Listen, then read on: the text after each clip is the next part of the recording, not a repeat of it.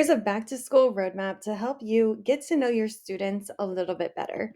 So, this first activity is Number Mania. So, you can have your students create a Number Mania, which is an infographic about them.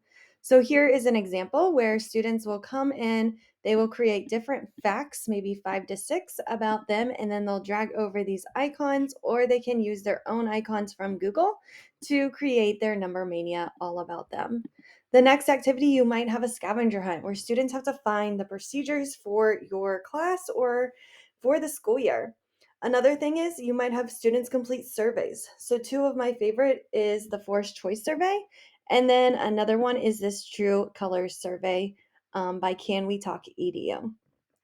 You could have your students create a quilt for your Google Classroom banner where they get to put a little bit about them on one little square, and then you'll put all those little squares together to create your classroom banner quilt to show off for the rest of the year.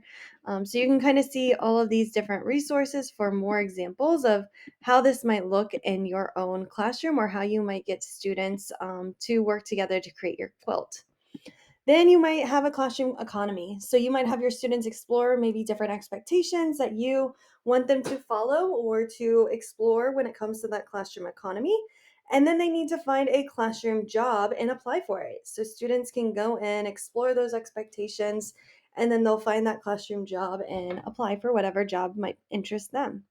Down here is where they can start to choose their own adventure. So they might complete this All About Me slide from Stephanie Rothstein, where they come in and they tell you all about their favorites, and they would pick one of these icons and then they decorate it with these little stickers.